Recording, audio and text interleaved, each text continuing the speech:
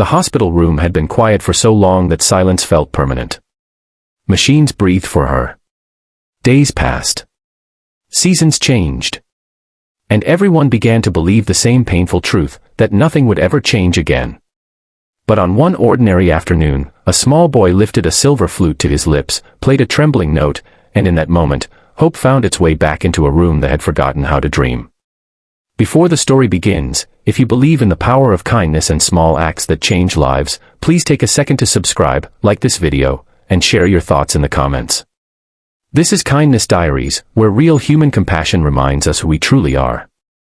Emily Harper had been in a coma for 12 long months. She was 32 years old, a schoolteacher, a wife, a sister, and a woman known for a gentle smile. A car accident on a rainy highway had changed everything in seconds. Doctors saved her life, but they couldn't wake her mind. Week after week turned into months, and hope grew thinner with each passing day.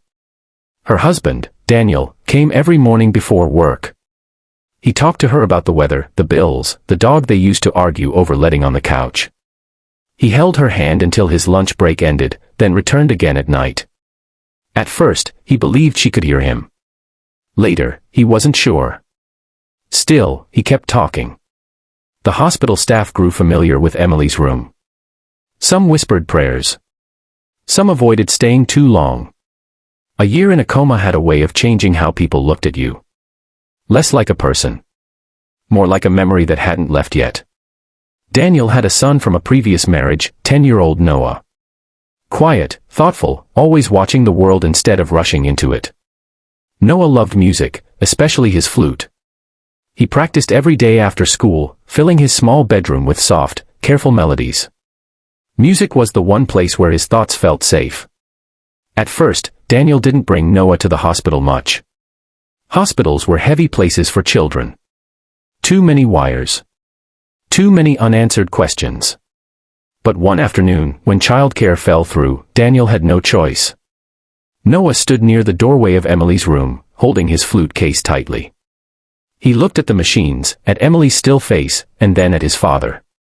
"Does she know I'm here?" he asked. Daniel swallowed. "I don't know, buddy. But I like to think she does." Noah stepped closer. He noticed the pale light from the window resting on Emily's face. He noticed how peaceful she looked, like someone caught between dreams. Something in his chest tightened. "Can I play for her?" Noah asked quietly. Daniel hesitated. "I don't think the doctor." "I'll be really quiet," Noah said. "Just one song." Noah opened the case and lifted the flute. His hands shook a little. He'd never played in a place like this before. He closed his eyes and began with a simple tune. Not fast. Not fancy. Just gentle notes, shaped by care. The sound filled the room, soft and warm. It moved past the machines, past the silence, and settled in places no words could reach. Daniel felt tears rise before he knew why. A nurse paused in the hallway. Then another. One by one, people stopped, drawn by something they couldn't explain. Noah finished the song and lowered the flute. He waited. Nothing happened. He nodded, accepting it in the way only children sometimes can. "I can come back," he said. "If she likes it." That became a routine. Every afternoon after school, Noah visited. He played different melodies. Some happy. Some slow and sad. Sometimes Daniel talked while Noah played. Sometimes they just listened together. One afternoon, as Noah played a song he'd written himself, Daniel noticed something. Emily's fingers twitched. The nurse dismissed it as reflex. The doctor said it happened sometimes. Daniel tried not to hope too much. Hope had hurt him before. But the next day, Noah played again. This time, Emily's breathing changed. The next week, her eyelids fluttered. Doctors ran tests. Nurses whispered. Daniel stopped sleeping. And then, on a quiet morning with sunlight spilling through the window, Noah began to play. Just slightly at first. Enough for Daniel to gasp and drop his coffee. Enough for the nurse to call for help. Enough to turn disbelief into tears. Emily didn't speak that day. Or the next. But she was awake. When doctors asked later what she remembered, Emily struggled to explain. She said it felt like being lost underwater. Heavy. Dark. Far away. But then there was music. A small, steady sound pulling her upward. I followed it, she whispered. Recovery was slow. Painful. But Emily fought. And Noah played. When Emily finally spoke clearly, one of her first requests was to hear the flute again. Noah played with a smile that reached his eyes. Emily cried the entire time.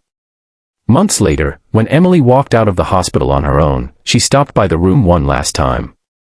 She hugged Noah gently. You saved me, she said. Noah shook his head. I just played. Emily smiled. That was enough. The story spread through the hospital. Staff shared it with new families. A plaque was placed near the ward piano that read, "Never underestimate the power of kindness." Today, Noah still plays music. Emily teaches again. Daniel never leaves a room without saying goodbye. Because sometimes, kindness doesn't shout. It doesn't rush. It simply shows up, again and again, until the impossible listens. If this story touched your heart, let it remind you that even the smallest act, one note, one moment, one choice to care, can change a life. And maybe, somewhere, someone is waiting to hear your kindness.